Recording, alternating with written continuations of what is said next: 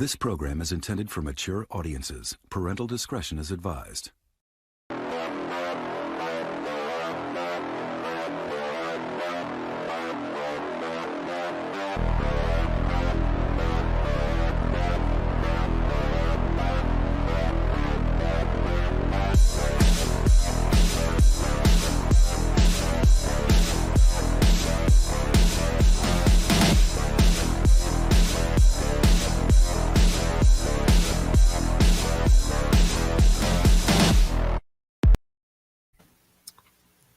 Now we're live. Hey, everybody. Thanks for joining us. Steve Merlo is our guest this week.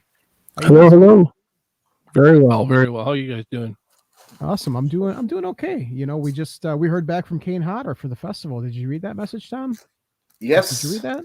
Yeah. So we run the Milwaukee Twisted Dreams Film Festival, and we're looking for guests to bring in, right? Like we have Lloyd Kaufman coming, and we reach out to Kane Hodder and like all these horror celebrities.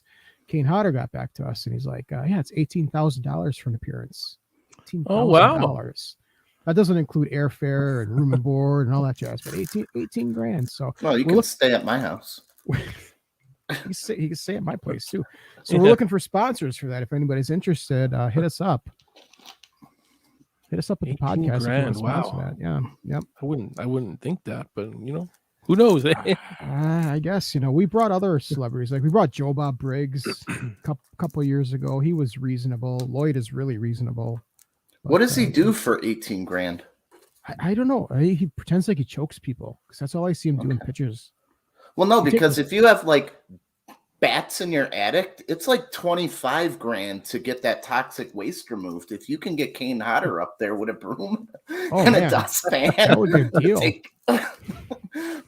Like, no, not an appearance. You got to clean the bat guano out of my attic. The toxic asbestos. That's going to be a fortune. You're a deal.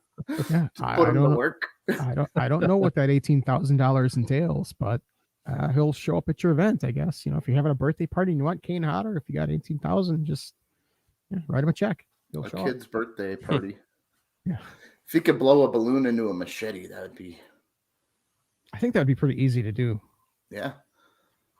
A balloon into a machete? Yeah, I think so. Anyway, Steve is a filmmaker, and Steve's got a project going on, the Sawyer Massacre. Why don't you tell us about your project, Steve? Yes. Sure. It's an unofficial prequel to the original Texas Chainsaw Massacre. It's set in 1965, sort of at the dawn of the Vietnam War, I guess you would say. I came up with the idea many years ago and have kind of reworked the idea until I got to the point where I actually had a good enough script. And so here I am. We've been crowdfunding for over a year now, but we finally have raised enough money to film the movie in Texas, and we're very excited to be going to Texas in March next year. Now, unofficial, what does that mean? That essentially means that it's not a studio-backed film. It's not technically part of the franchise. So it's a fan film. So, yeah, exactly. If I tried to distribute this as a Texas Chainsaw Massacre film or something like that, then I would get sued, big time. But I'm not going to be doing that. So it's just going to be something you can watch on YouTube, or you could get the Blu-ray or whatever on our Indiegogo, but that all goes towards making the film rather than making a profit off the film. So how do you have a trailer out if you haven't filmed yet? Well, we did film just enough for a promo trailer. Okay. Yeah, we just scraped together what we could. I contacted John Dugan on Facebook and said, hey, how much would you charge me to do a little voiceover? And it would be unofficially Grandpa. Your first time unofficially performing Grandpa with dialogue, and he was like, a few $100. So I said, let's do it, let's make it happen. And we did that and shot some cool footage and put together a pretty decent teaser trailer. At least that's what people tell me anyways. Yeah, it is. It's a very cool trailer. Why Texas Chainsaw? Why did you pick that? Yeah, that's a good question, actually. I mean, I've talked about this on other podcasts before, but I mean, I came up with the idea after watching the remake from 2003 in the theaters. And when I first started watching that movie, I thought, wow, this is great. They had all that police footage at the beginning with coinciding with John Larroquette's narration, and I just thought, this is going to be this is how you take it to the next level. And then unfortunately the rest of the movie just kind of fell a little bit flat for me. It didn't live up to what the beginning of that movie promised, and I couldn't help but the ideas just kept going on in my head on what I would have done, with such a gritty and disturbing looking intro to that film, and then the rest of the movie just kind of plummeted for me. I mean, I don't want to say plummet, but it didn't live up to the expectations. It's still probably my second favorite film in the franchise, but it didn't quite meet the expectations. Just a few things really didn't do it for me, and unfortunately it just kind of suffers in that regard. So it was just a natural kind of thing where I just started coming up with ideas, and it just eventually turned into a good script, and enough people were behind the script and the idea behind it. And it's not something I ever really totally planned, but at the same time, the original Texas Chainsaw Massacre is my favorite horror film of all time. And so, I mean, I can't help but be inspired by that, I guess you would say. So, yeah, I mean, that's it in a nutshell, I guess. Were you nervous about doing the backstory of an icon? Because, I really didn't care for George Lucas's backstory on Darth Vader as a kid. Well, here's the thing. I'm not really doing a backstory. I chose a time period not to create an origin story or a prequel. I chose a time period because I wanted to pick a time period that can kind of reflect on certain social commentary that the original did very well, obviously. And I thought in my head I wanted to do something that was kind of similar, but at the same time find some parallels in today, so it'd be relevant to audiences today. And 1965 just kind of seemed to be like, the research I did, things were pointing to 1965, 1966. So I finally settled on 65. And there's plus just the idea that I wanted to have the character of Grandpa be a prominent character and have, a fair amount of dialogue in the film. So those were the main reasons why I chose to do it as a prequel, not so much to make an origin story. Again, going back to the character of Grandpa, I mean, when I would analyze the original, Grandpa is so great in that original because it's so shocking when you realize he's alive. And it just, to me, I knew you could never do that again. It's not something you can duplicate. It didn't make sense to do it, to duplicate that. So I felt, let's do Grandpa differently. We'll give him a speaking role. And I think you'll get more, you'll get something different from that.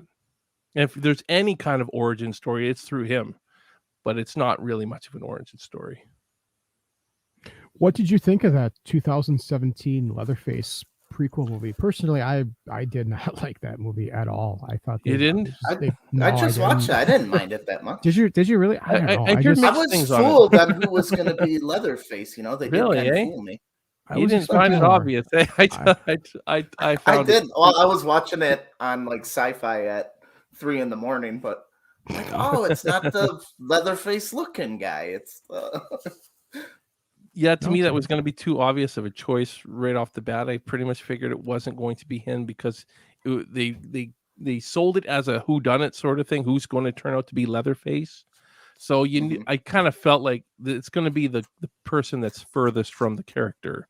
It just that was too obvious to me that that's what they were going to do, and ultimately that's what they did. I don't like that personally. I don't feel like Texas Chainsaw Massacre is that kind of franchise where we want some big unexpected twist thrown out of left field that doesn't make any sense with the character, Yeah. But I see why they did it.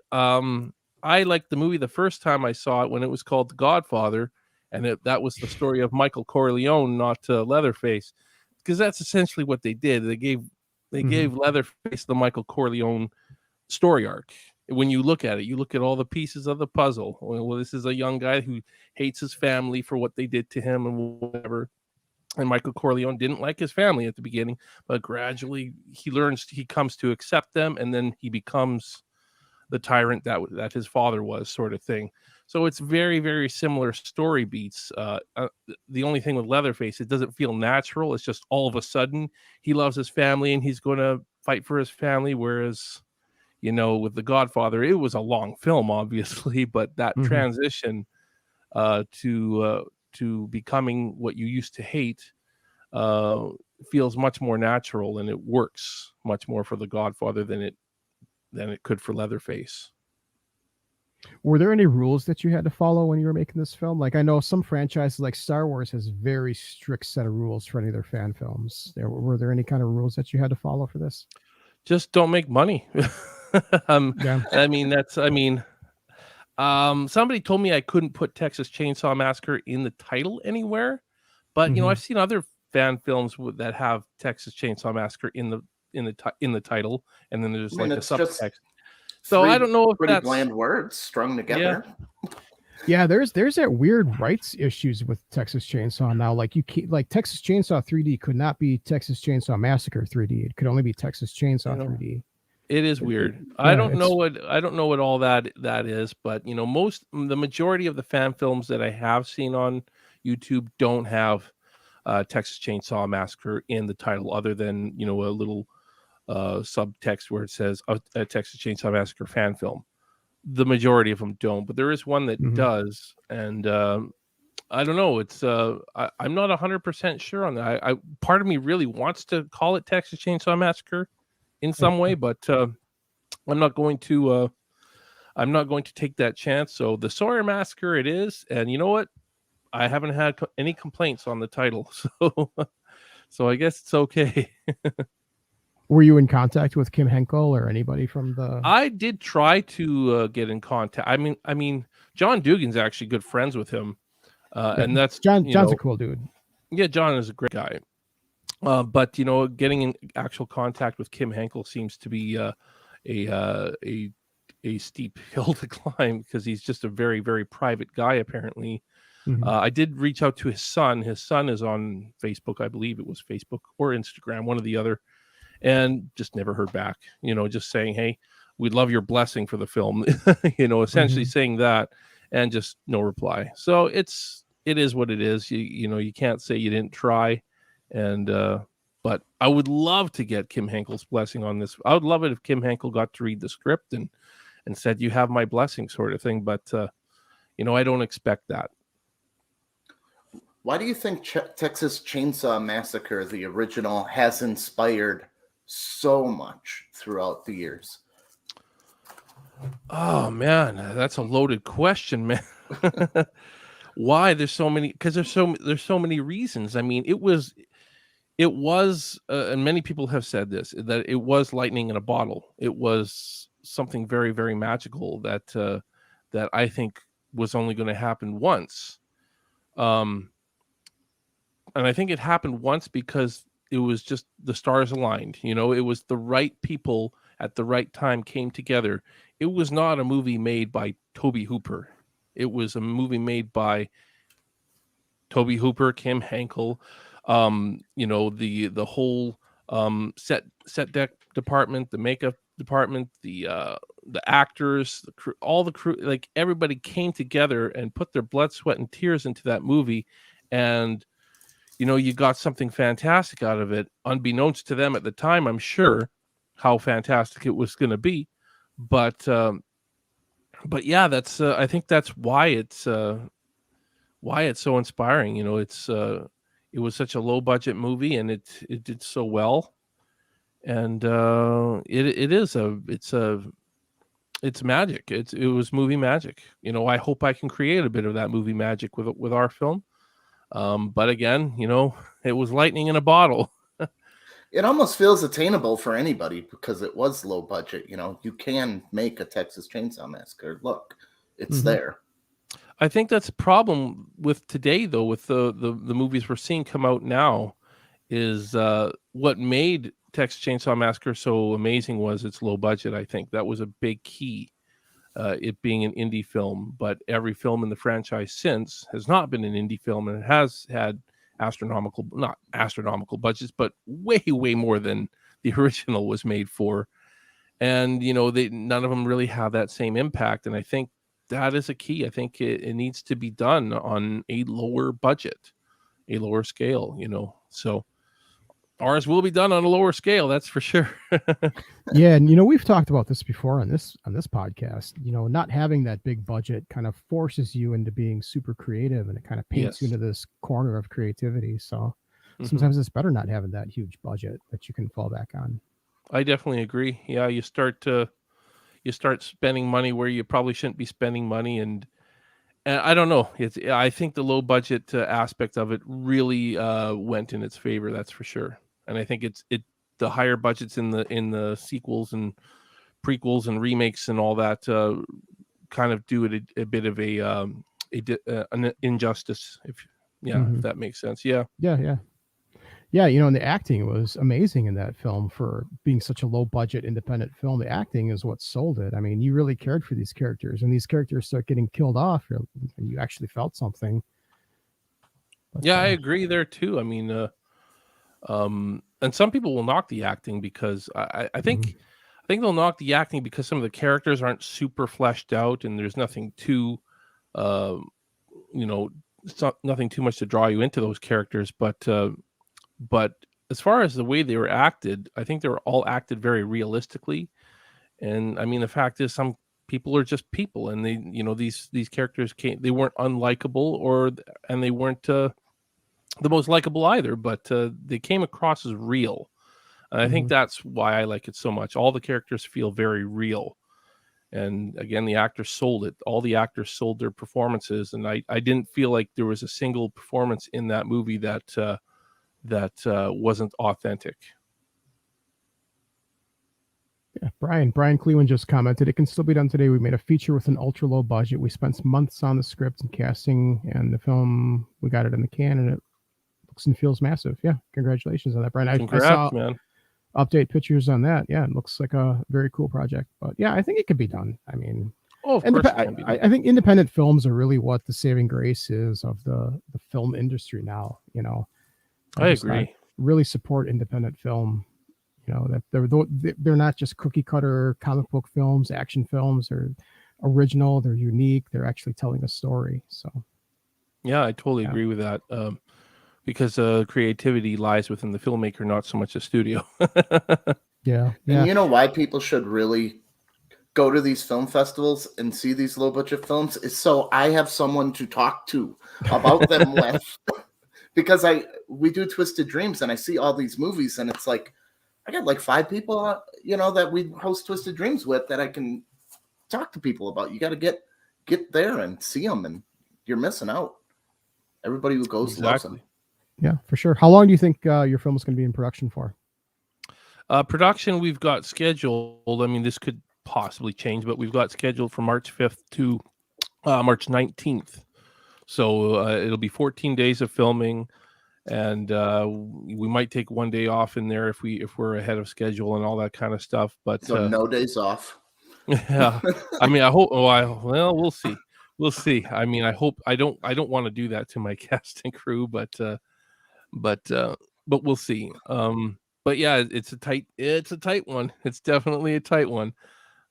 I originally wanted to shoot this in like 25 days, and now I've had to condense my shot list down to 14, and it was like, ooh, how do I do this? But I did, and I've sent them to the DP, and he's going over them and seeing what he thinks works and stuff like that. So I think it can definitely be done in 14 days. I've heard people shooting feature-length films in like 10 days, and that's 10 days. That's this one would be tough to do in 10 days. I mean, sometimes it depends on what you're shooting, how many locations, how many actors, all that kind of stuff. But yeah, this one's definitely the 14 days is barely cutting it. Are you filming it in Texas by happen chance, or you plan that? I planned that. I planned that from as early as I started writing the script. I'm like, I want to do this. I want to film this in Texas if I can.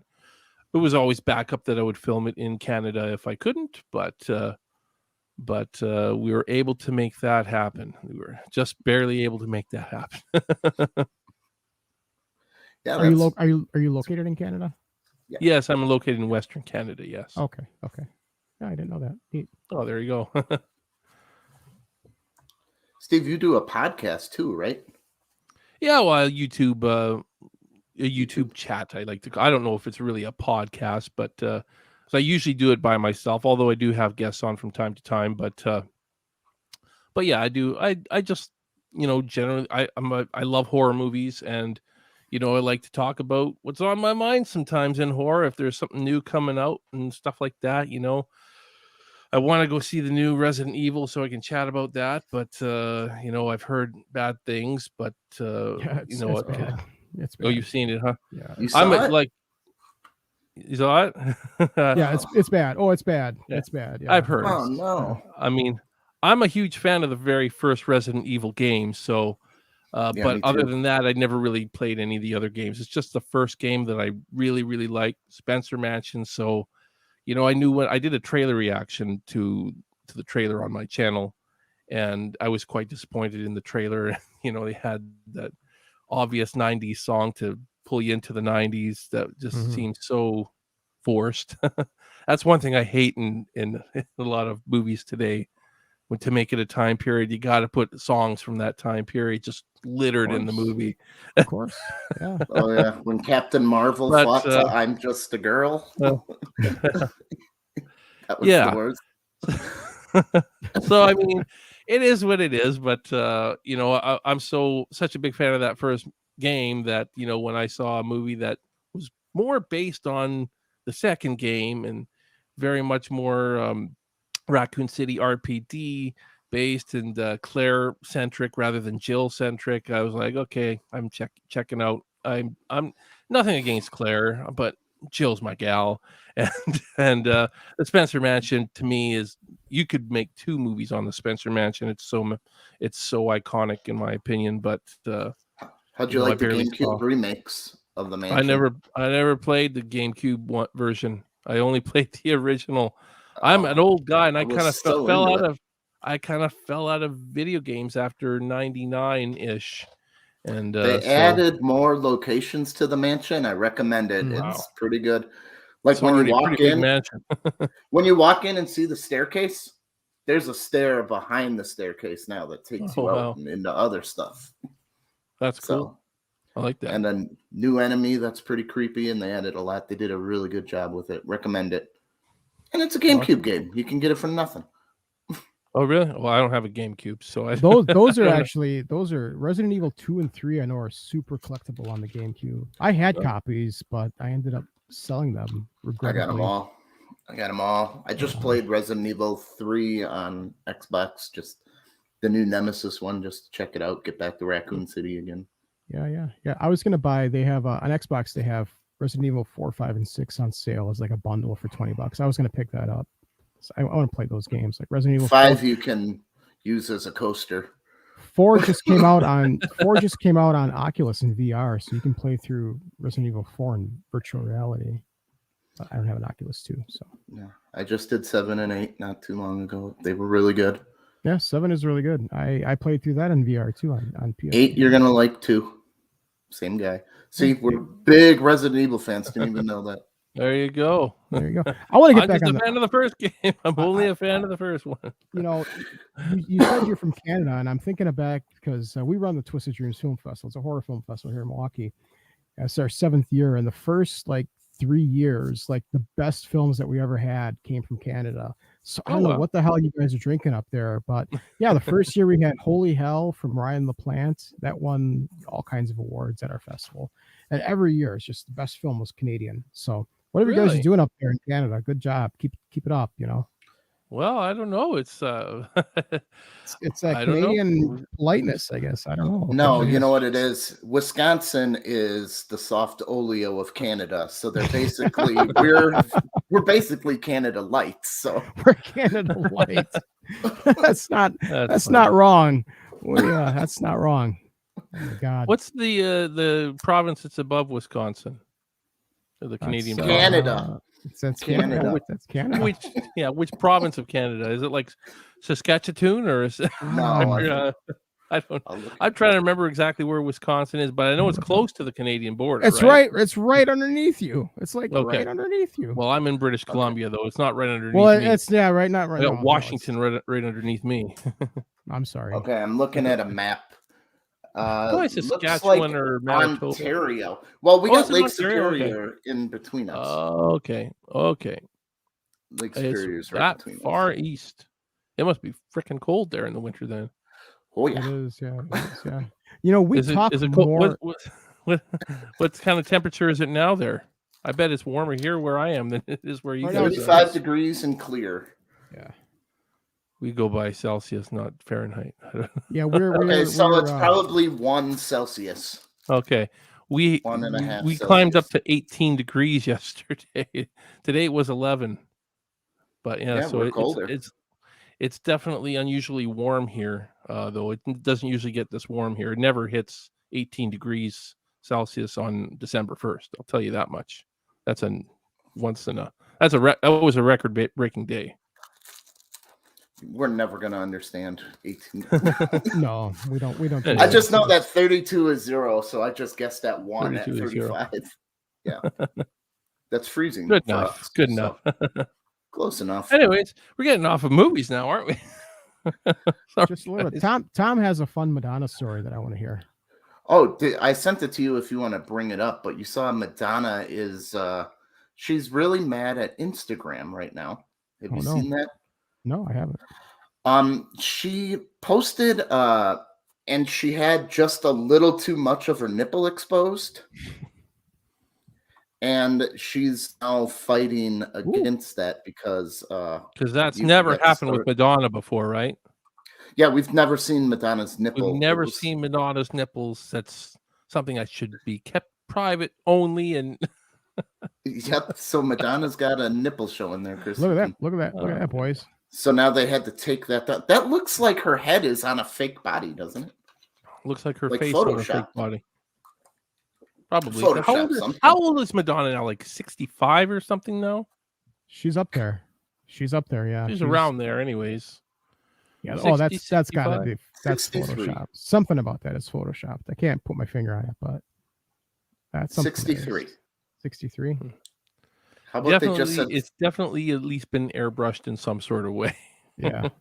you have to be 50 and under to show a nipple, right? That's Instagram's rule. Probably. I don't know. I just thought it would get into a debate if you think people should be shown. Oh, I got another nipple story if you want to stay on the nipples. Oh, God. Might as well. Okay, Facebook is running the largest scam of all time now. Did you hear about it? So they're trying to fight revenge porn.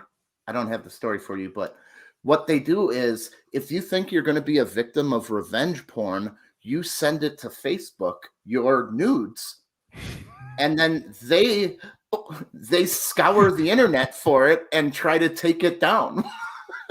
How's that not the big? Oh my gosh. Yeah, I do that too, ladies, as a personal service. My email is Yes. Yeah, well, Twitter just came out with they won't let you post memes or anything. You can't post like pictures of other people unless they're you. Oh yeah. Did you hear about that? Yeah, they're just trying to kill memes. Like, come on. We can't do stupid. You can't memes make fun anymore. of people anymore. Okay, Chris. I'll copy this for you here. But yeah, your podcast, you talk about Scare Me, right? No, I just talk about some horror and stuff. I don't know. I try to keep it relevant, but I do like top 10 lists and stuff like that. Oh, I watched your IMDb little trailer thing for my IMDb trailer. I have a trailer. I didn't know I had a trailer. Says trailer here. Oh, Steve yeah, you Merlo, Canadian filmmaker, and then it talks about you want people to tell you scary movies that scared them. I do. You might want to look at your IMDb. I might want to look. Yeah, I might want to. Okay, why don't you play it for him? Let's break the news here. Okay, let's let me pull this up. I hope somebody hasn't been putting stuff on my IMDb without my knowledge. I don't know. That's why I was asking. You know what It's his that? Oh, you know podcast. what that sounds like? I was a guest on a podcast called the Scare Me Podcast. So I think that's what it on is. your page, and it's a trailer. My Like name it's is Albie Robles, and I'm a Yeah, voice that's actor. Albie I'm one of those Robles. voices you hear in things like corporate training, audio Why online is it on your tutorials. page? I But have no sometimes idea. I get But to my work name on is more not fun Albie stuff, Robles, like I'll tell you that movies much. or video games. I know But Albie my though. He's a nice favorite guy. type of project to work on. There you go. I thought that He's, was your podcast. Nope, it's not. That's not my podcast. That's his. I was a guest on it once. So I you telling me the wonder why that internet shows up as a trailer lied? on my. The internet lied to me? I hate to say it, man, but you know, believe it or not everything on the internet is true. Not everything. I know I've grown up in that world where if it's on the internet, it has to be true. But I found some stuff that's not true in there. Steve Merlo is a Canadian filmmaker / musician. Are you a musician? Yep, that's all true. That bio is true. Okay. All Mind you, I right. have to Trailers. update it. I have Just a checking. lot of stuff I have to put on there, but do have to update it. But yeah, that's all true though. What do you play music wise? Mostly a rhythm guitar player, singer, but Okay. I dabble in the other instruments too. Bass, Gotcha, keyboards, yeah. drums. For sure. Nice. You want to sing us a little song? No, I Yeah, don't. let's hear some Rush, buddy. Rush. Yeah, is that the only Canadian artist you? Well, hey, that's Well, I you wouldn't be- went with I the wouldn't be Sawyer offended if that was Massacre. me. I thought it was a Rush song. yeah. It's a prequel to Tom Sawyer. prequel to Tom Sawyer. That's great. I should do a parody, a Weird Al Yankovic style parody to that now. Yeah, And make Texas it relevant with Chainsaw our movie. Massacre.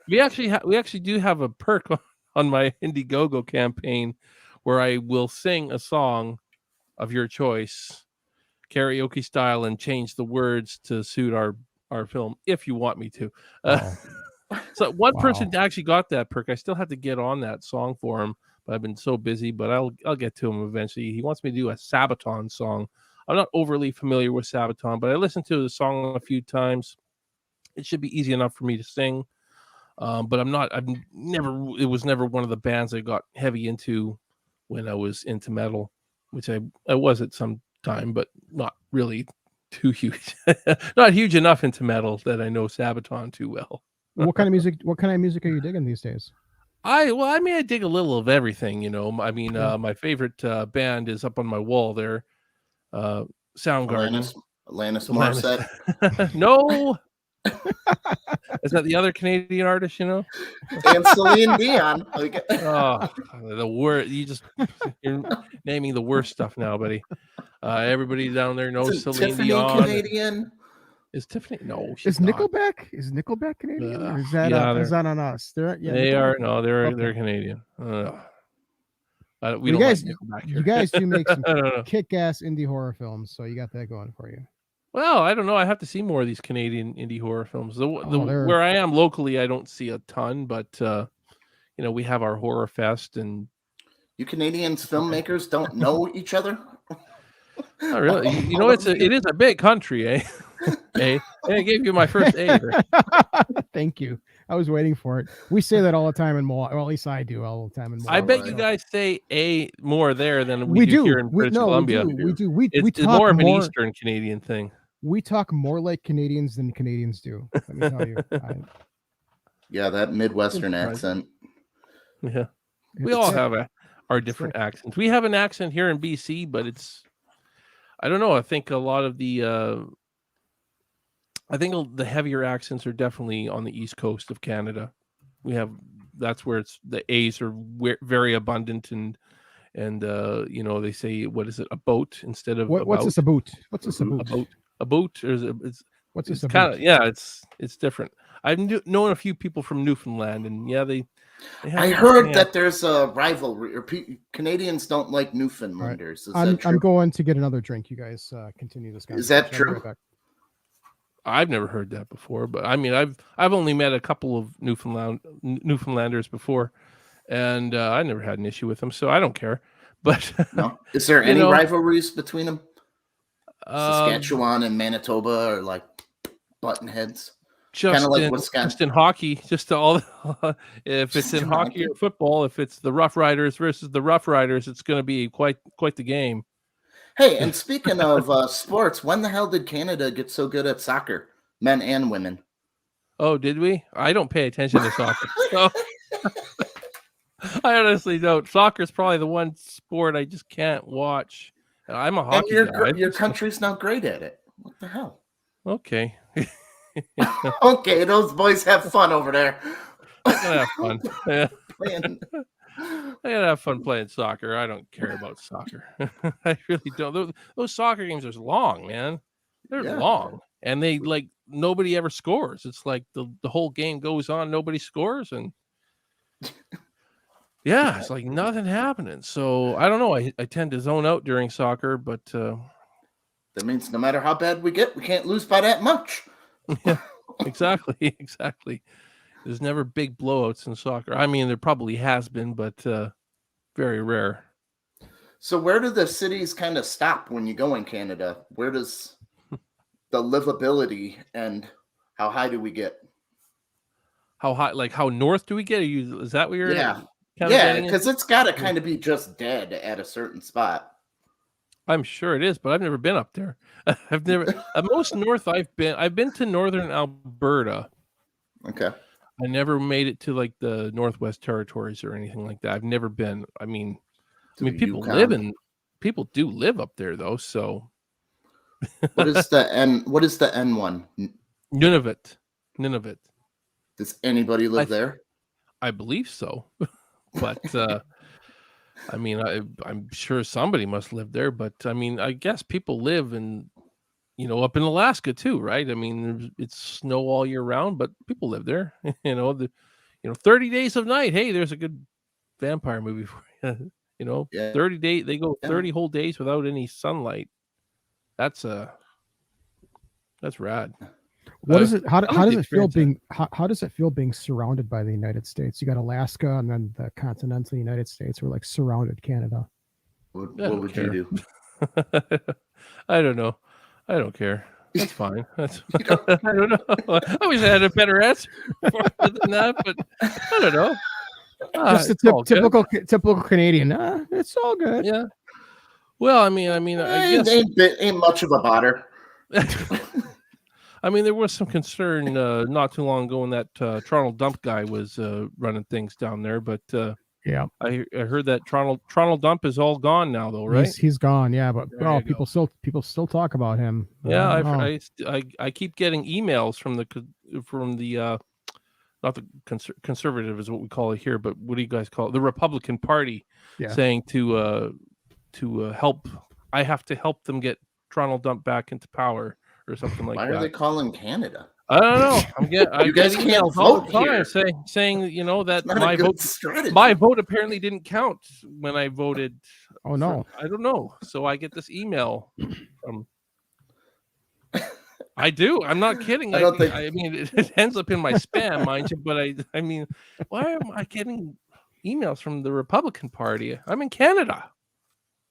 I don't care about the Trump guy. Yeah, that's Yeah. weird.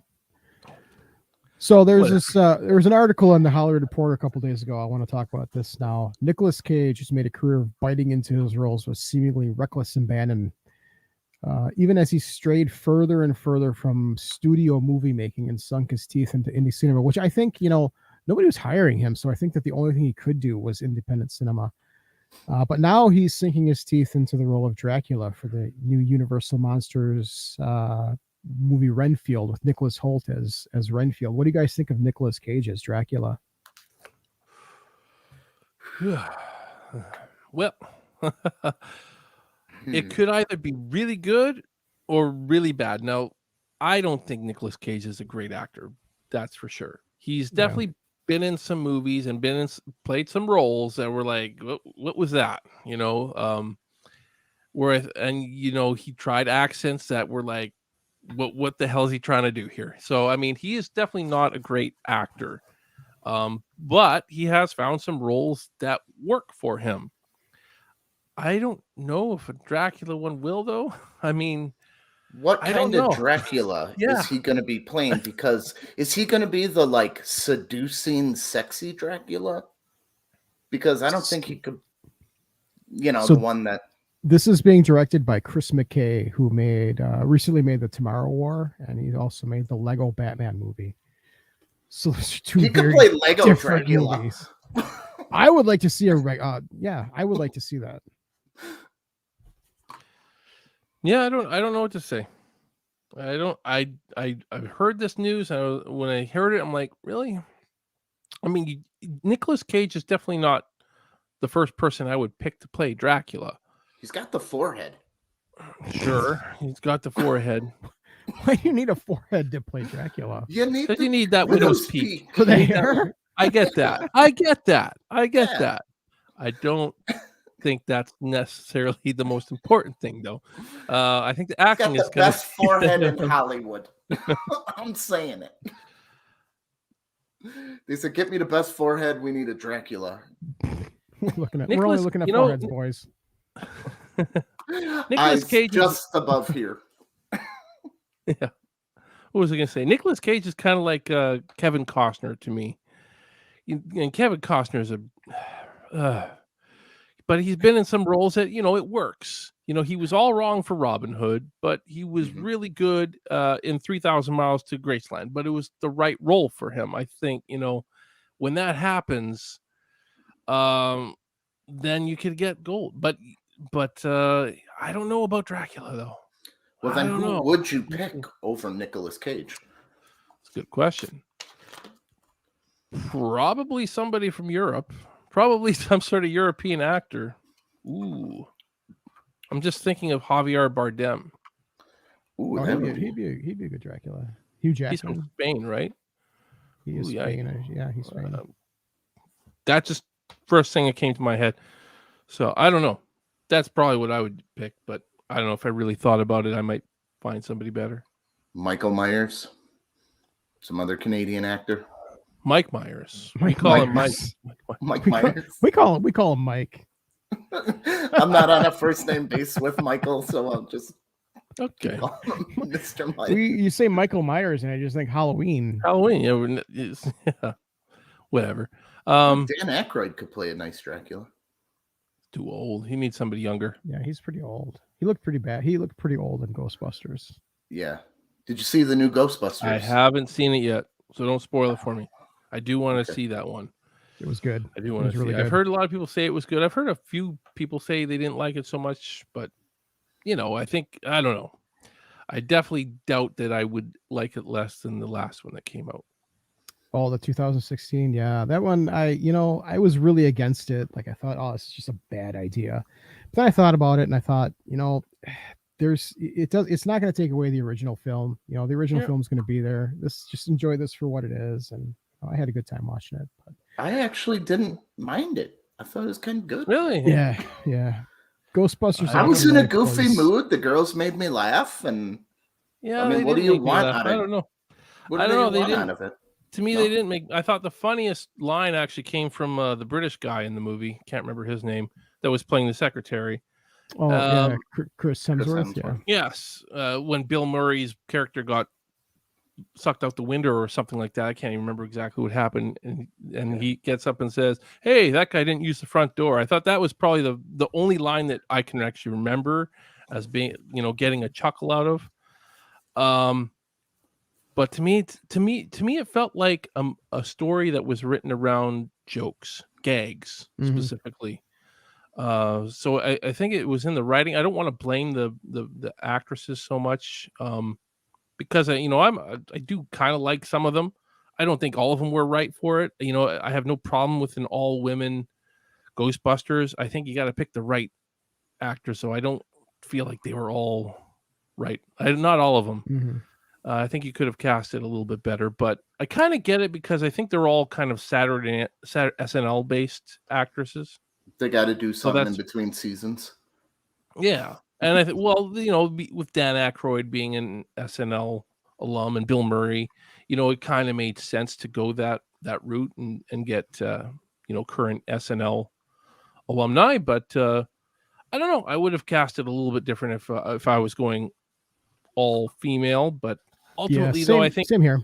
I think it was more the story really kind of again, it felt like it was a story written around gags. They wrote the gags first and like, okay, how do we weave the story around these gags? And so that's why it really didn't work. And it was long too. It was really long for a comedy. It was over 2 hours, I think. So Yeah. I don't know. Didn't make me laugh. Some of the acting was pretty over the top. I don't know. Didn't like it. Yeah, total clam Yeah. fest. I'm not a fan of Melissa McCarthy at all. Like, I cannot stand her brand of humor. I just can't stand it. But I thought she was okay in this.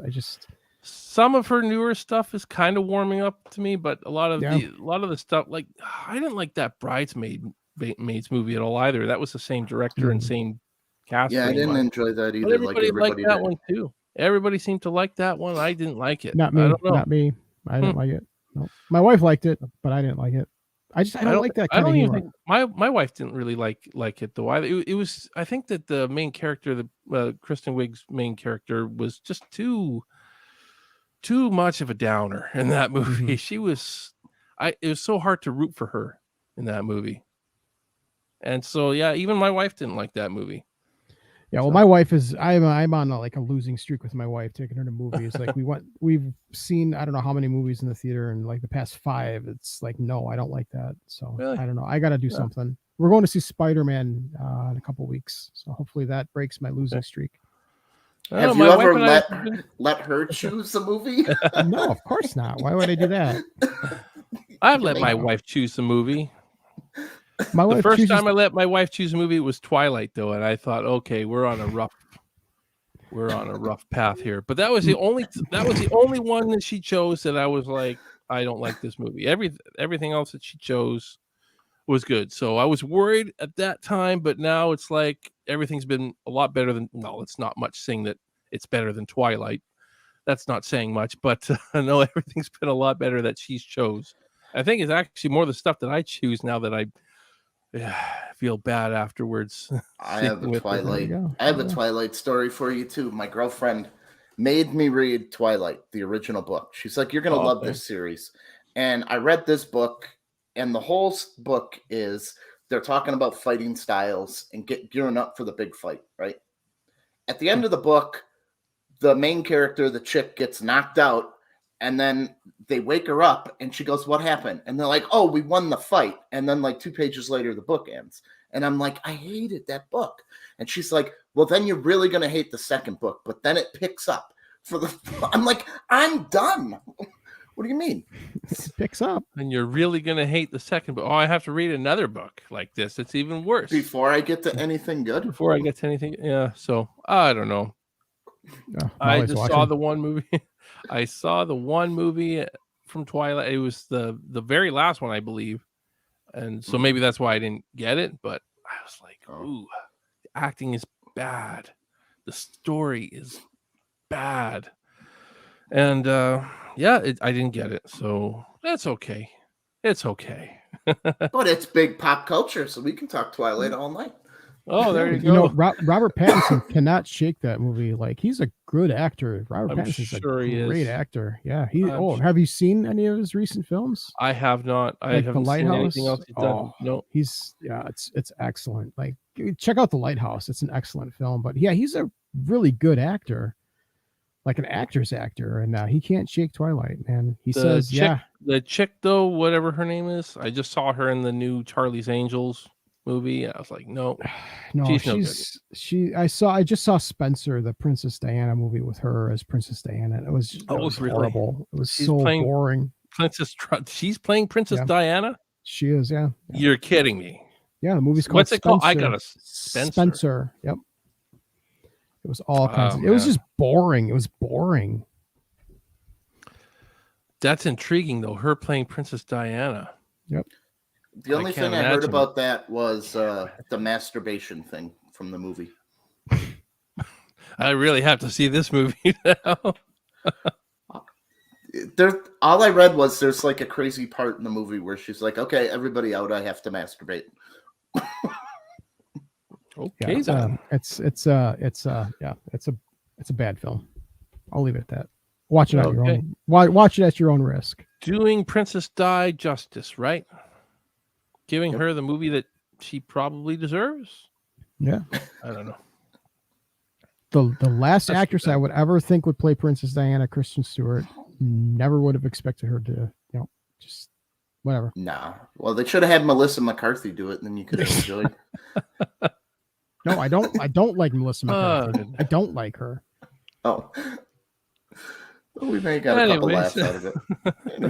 Yeah. Oh, we should probably get back on the films. This poor guys. It's all good. Wasting his precious Canadian time. Way off track. What are some other projects that you've worked on, Steve? Let's get a little bit of your history. Sure. I mean, I haven't been filmmaking for too long, just over 8 years. Recently, my short film Disorder just won a couple of awards in a couple different festivals, so that's pretty cool. We made the film for $200, so considering Nice. you make a film for $200 and you win awards, that's always a bit of an achievement. For sure, Then before that, back in 2016, I made another short horror film, kind of similar. I like these short thriller style horror films. It's kind of my style. I like more of the thriller, psychological type stuff. That one was made for a little bit more money, but we had a lot more to do in that film. But it won a few awards as well, so I can't complain about that. That was called Unseen. I actually have a feature-length screenplay I actually want to do for that one because I felt I wasn't able to fully capture it in the short. It's just there's just so much that I want to get into on a psychological level that I couldn't really do in the short. So hopefully that'll be my next project after the Sawyer Massacre. And I've even tackled comedy before. I don't know if I'm quite ready for comedy, but I've tried. Comedy's tough. Comedy's hard. Yeah, comedy's hard.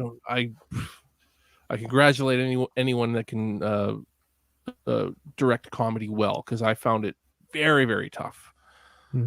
Especially since I didn't write the script for that movie as well, so it was really hard for me to really get in the writer's head on what a lot of stuff means, what he's trying to convey in the message. So it's tough. So yeah, I mean, maybe if I wrote my own comedy script, I'd feel more comfortable with it. But in that case, I was directing it for somebody else, and it still came out pretty good from what I saw. I mean, I wish that the guy would release it, but he hasn't released it yet, as far as I know. Anyways, what was that called? It's called.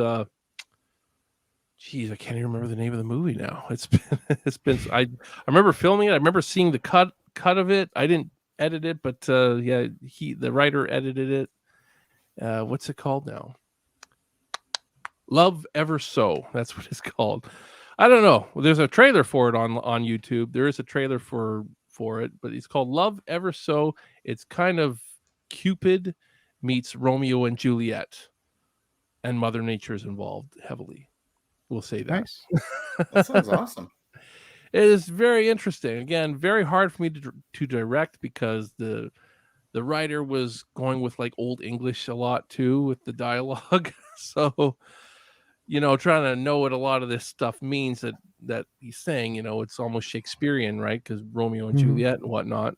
That was tough. It was tough for me to direct, but I was up to the challenge, and we made the film. I scored it too. I scored the music to that film, and I'm quite proud of the score. So I really hope that he releases it soon, because we filmed that back in, I think it was 2018 that we filmed that, in the summer of 2018. So that's like 4 years ago, or 3 years ago, at least 3 years ago that we filmed that. What the heck is he sitting on it for? I don't know. He's one of those guys that's never satisfied. If there's like a small continuity flaw, yeah, he's like, this thing is slightly out of place as it was in the previous shot. He's one of those guys, very analytical. Yeah. I'm not that way at all. I'm just, I get it, but at the same time, you put money into this movie, get it out there. I thought his cut was actually pretty good. There's continuity flaws in high budget stuff, the Yeah. coffee Well, cup and actors Game of Thrones and stuff like that, right? So aren't actors not going to want to work for somebody who won't put their stuff out for years? yeah, I agree. You owe it to the actors to get that stuff out there as fast as possible. Yeah, So I they agree. You can- definitely do. Yeah, but we'll see. We'll see if he eventually gets it out. I hope he does. I really hope he does, because it was a good little film. It was kind of a good little film, and it turned out better than I thought it was going to turn out. It actually did. At least the cut that I saw of it. Yeah. It turned out better than I thought, and I don't know. I think it's worth it for him to release it, but I don't know. Yeah. We'll see. Some filmmakers just want it to be perfect, and your film's never going to really be perfect. There's always Nothing's going to be perfect. flaws and errors. You got to put it out there, Yeah. and you can go back later and George Lucas it. Make a director's cut, remaster it. Remaster it Yeah. if you got the money. Yeah. Yeah, Remaster. well, that's a shame. That's a shame. I hope it gets released for you sometime. I do too, but whatever. It wasn't my film really, so. Did you get paid for it? You got paid? No, well, he and I have always been kind of we do stuff for each other for free. He did DP on a lot of my projects, so I'm helping him out and he's helped me out. We've always kind of had that relationship where I'll scratch his back, he scratches mine, and I like that. I think that's great when filmmakers can help out each other. Yeah. that. Tom and I have that kind of relationship. You masturbate me today, I'll masturbate you tomorrow. Yeah, Who it's doesn't? a runner. It works. What who are some filmmakers that inspire you? That inspire me. Oh boy, there's so many. Probably the biggest inspiration I have to say would be Steven Spielberg. My fellow Canadian. I think I didn't get to see his video, but he put a video on YouTube, Dave McRae, about Steven Spielberg being the GOAT, greatest of all time. I've yet to watch that video that he put out, but I don't know. I think he might. It's very fair to say that Steven Spielberg might be the greatest of all time. When you look at everything he's done, and the fact that this is a guy who's not shied away from any genre. He's willing to tackle any genre, and Did he just do a musical? I don't know. He probably did. It wouldn't surprise me. West Side Story. Yep. He just put out West wow. Side, and I heard it's God. awesome. Mm-hmm. Yeah, it's It supposed to be wouldn't good. surprise me. Yeah, it wouldn't surprise me at all. Wow. I remember There you go. back in the 80s, like Steven Spielberg was like known for like sci-fi, E.T. and Indiana E.T. Jones, and Yeah. he put out The Color Purple. Like, what the fuck is this? The Color Purple? What is Slaves? What? But I saw it when I was a kid, and I'm like, wow, that was really good. But completely out of his wheelhouse, completely what you wouldn't expect from Steven Spielberg back in the 80s. Oh yeah. So he's one of those filmmakers that just transcends genre. He can do anything. He can do porn, and it would be amazing. I bet that's probably the only one he hasn't done. At least I don't think. You never know. Back in the early days, that was a way. There's That was a way to get VHS into the film industry. VHS floating around. Oh, you in his never know. attic Steven somewhere. Spielberg Directed porn. by Steve Spiel. Yeah, you never know. But I mean, yeah, back in the 70s, that was the way you got into the film industry, was porn, was making porn or horror. Horror was like the next level up back in those days. Horror was very frowned upon. Yeah. Nowhere near as it's as well as it's accepted today. That's for sure. Times have changed. Yeah, thankfully. I grew up in the 80s, and my mom was really cool. My mom loved horror films, so I tell the story all the time, I feel like. But my mom wanted a movie buddy to go with her to see these movies. So I was 10 years old when I started to see like horror films like Evil Dead 2, Texas Chainsaw Massacre 2, just because my mom wanted somebody to go with her. So That's awesome. Early 80s, the first like real horror film I saw in the theater was Creepshow, and I was 10. I had just turned 10. Wow. And Creepshow was my first like real experience with a horror film. And today that's my favorite horror film. Creepshow is my all-time favorite horror film for that reason. Oh, that's cool. Yeah. Just a great film. Yeah, my mom was kind of the buddy system too. Like, are you old enough for this? Well, I want to see it, so you're old enough now. Yeah. We went to see Silent Night, Deadly Night, and in America, at least in my town, There were parents groups that were boycotting Silent Night, Deadly Night. I know they were doing that across the country, but it's like Santa Claus isn't a killer. So there were these picket lines of these angry moms. And, my mom brought me to go and see Silent Night, Deadly Night. And we get there and all these moms are like, yeah, you're joining our cause. Yeah. Thanks for coming out. And my mom goes up to the ticket and she's like, 2 for the movie, please. And then we go into the movie and those just like the gapes, this 10-year-old kid's going to see Silent Night, Deadly Night. Can't believe it. What a horrible mother. But it was a good movie. And would you rather been the kid in the movie theater getting the popcorn and the soda watching a cool movie, or standing out in the cold with a sign with your crazy mom? I got the better end of the deal on that one. No kidding. So. Yeah. But I'm glad that horror is being accepted. Horror's not this, you got to go in the back corner of a room somewhere and watch it. It's widely accepted. It's awesome. Horror is awesome. Horror films are awesome. I agree. I can see why some people don't like them. Whatever. Yeah. I don't get the whole mentality that horror films are the things that cause a lot of the violence or suffering in the world or whatever. I hear that. We still hear that today. I don't believe that for a second. Yep. No. If anything, I feel like horror films are almost the opposite. They're the things that make us aware of those things rather than all the fake news that we get. Exactly. Horror fans, I've met hundreds of horror fans. Running a horror film festival, you meet people. And the one thing that strikes me the most on horror fans is they are the most compassionate, sympathetic people you would ever want to meet. They are not these, geeks that just are antisocial. It's not what they are. Horror is just, it's an amazing community. Well, the more empathetic you are, the more a horror movie is going to touch you, the more you can put yourself in someone else's situation, the scarier and the more blood rush and the intense you're going to be and the bigger fan. Mm-hmm. So a lot of caring people are horror fans. I agree. Yeah. I consider myself a pretty caring guy myself, Well, you live in Canada. Yeah. You didn't have a choice. Hey, we might have manners and stuff here, but we still fucking drink and fucking fight and fucking swear every night,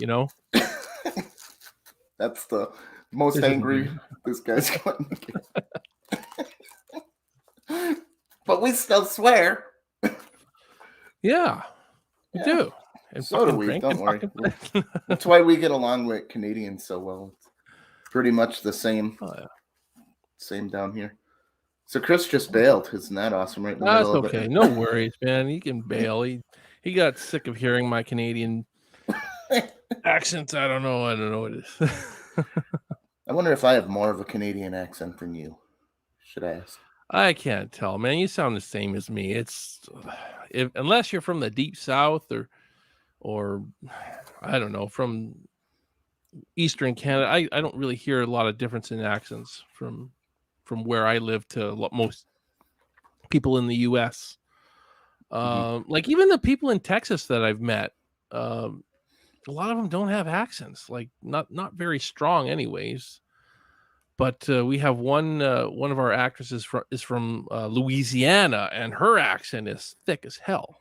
But like all the Texas folks that we have cast, like hardly even have maybe a slight, but not much. It's weird, especially the younger people. I think the accent in Texas is probably going away with the younger people because I think the most South accent we have is Northern Florida and Louisiana area. So that's about as heavy. That makes sense. Because when you watch like Swamp People on TV, you need the words, the closed captioning, even though they're speaking English. Yeah, I always thought that was funny. That they have a English speaking closed captions. That's all good though. That's that makes sense. Like I said, the girl we have from Louisiana, she's pretty thick accent. I didn't realize her accent was going to be so thick when I casted her, but when she's performing the role, she's right into it. You make her wear a smartphone around her neck that translates underneath, like her own closed captioning bar. That's how we do it. Our Then you movie's don't set- have to edit it in later. But our movie's set in 1965. Did smartphones exist back then? Some government lab. Yeah. Oh, there you go. There he is. There he is. Oh, He's oh, back. sorry. I had to get a refill. Sorry. All good. All good. All right. Well, I guess on that note, we should wrap things up. Steve, thank you for coming on. Why don't you tell us one more time what you're working on right now? We're working on The Sawyer Massacre, which is a feature-length Texas Chainsaw Massacre fan film, unofficial prequel to the original. Yeah, we're crowdfunding on Indiegogo right now. We'll have our crowdfunding campaign up until probably at least early March when we start filming. And then after that, we might do a post-production campaign after that. We'll see. But man, I'm hoping we can raise enough that we can bypass the whole post-production campaign. But we'll see. We'll see. Sure. Yeah. And you guys can check out that link. It's in the comments, at the top of the comments. So check that out for sure. Steve, all right. Thanks for coming on. Thanks for having me, guys. That's Thanks, it Steve. for this week. Join us next week, and we'll see you then. Take care. Awesome.